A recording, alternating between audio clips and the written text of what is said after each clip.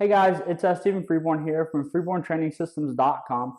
And real quick, I just want to clue you in on a mistake that I've seen a lot of people make, especially even with people I coach and train myself, both online and in person.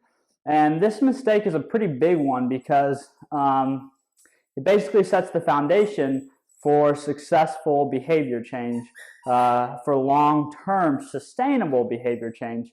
And that really is identifying what your values, what your priorities are, and kind of how you define yourself as a person, i.e., what things are important to you, what behaviors do you think are important, what beliefs do you think are important to yourself. Because ultimately, the things we do are usually a manifestation of those values, of those priorities.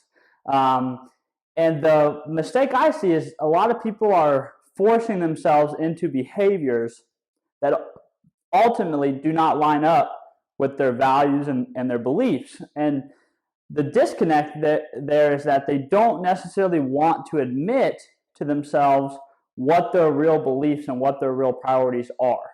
And I think part of that is probably conditioned from our interactions with other people and with what our inputs are from the media we consume. We're told we're supposed to value aesthetic beauty, six-pack abs, a chiseled chest. We're supposed to be awe-inspired of somebody who works out to the point of exhaustion. We're supposed to worship the people who work out incessantly and spend 2 hours a day in the gym. And we're supposed to be in awe of someone who has the discipline to only eat 1,500 calories for weeks on end to prep for a competition. And while those things are admirable, they don't always fit with everyone's values and beliefs and priorities. For example, if you're a 30-something-year-old mother with 2 kids and your top priority in life is being the best mother to your children that you can, spending a couple hours in the gym every day is not going to fit in line with your priorities or your values. I'm not saying that spending 2 hours in the gym is necessary, maybe, to get the results that you'll be happy with. But if you're expecting to have a physique that resembles somebody who's a model or somebody who makes money off the way they look, they have a very different set of priorities and values than you. And this disconnect between I think I value this thing, therefore I have to do this behavior, ultimately leads you to fail, because truly your value doesn't lie there. Truly your value lies in this example, lies with being the best mother, which means taking care of your health, yes, but not letting that become such a focal point in your life that you don't have the time to devote to those nurturing things we want to do for our children.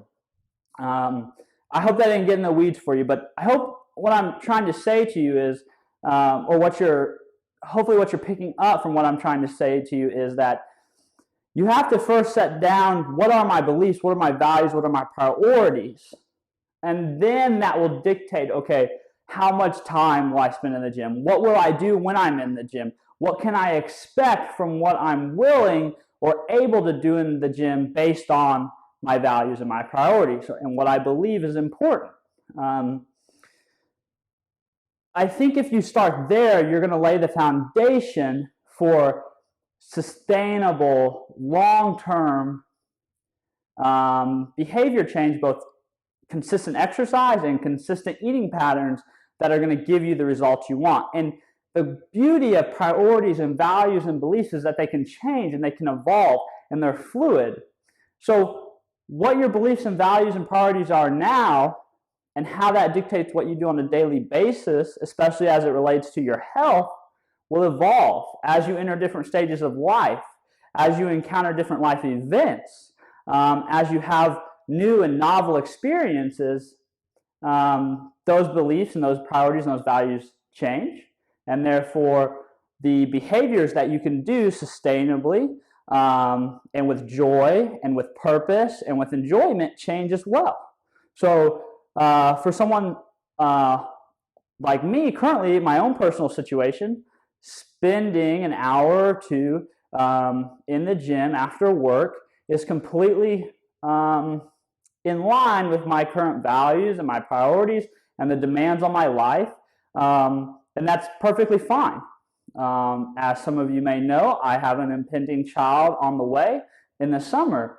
When that summer arrives, my values, my priorities are going to shift, which means the behaviors, especially the things I can do for my exercise and my diet, are probably going to have to shift. It doesn't mean I have to compromise, but I'm going to have to look for some different strategies, and I'm going to have to adjust my expectations of those results from those strategies to fit accordingly.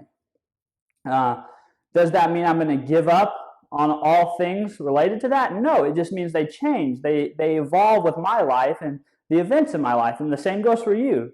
You don't have to pigeonhole yourself into one particular way of believing and valuing and prioritizing for the rest of your life, and therefore one way of behaving and acting and doing things on a daily basis. You can be fluid. It's okay. It's okay to change, adapt, try new things, go back to old stuff. And I think it's really that fluidity, that understanding of both understanding what your current priorities and values are, what your beliefs are, and ultimately how that's going to influence what kind of results you can get in any area of your life. In this particular instance, fitness-wise, is going to lead you to be a lot happier, a lot more joy-filled, and enjoy your process a lot more, and not be constantly feeling like there's this disconnect, or for some reason you suck because you can't get down this certain behavior. Well, probably the reason you can't get down that certain behavior is because it really doesn't fall in line with your priorities. And until you resolve that conflict, everything's going to kind of suck. So start with your beliefs, start with your priorities, start with your values now. What are they? And let your strategies and your habits and your daily practices outflow from there. And when the values and the priorities and the beliefs change, when you reevaluate things, then let that then again dictate how your strategies, your daily practices, and your habits change. So be willing to change, I guess is what I'm saying, and make sure that you really understand what your priorities and what your values are.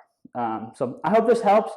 If you'd like to work with a coach anytime who can help you maybe start there, maybe instead of just going straight to diet prescription, exercise plan, maybe help you identify what your values are, what your priorities are, and then help you devise strategies that are evidence-based, that are practical, that are efficient, that are effective, to help you reach those goals and to help you set realistic and goals that are obtainable. I would love to be that coach.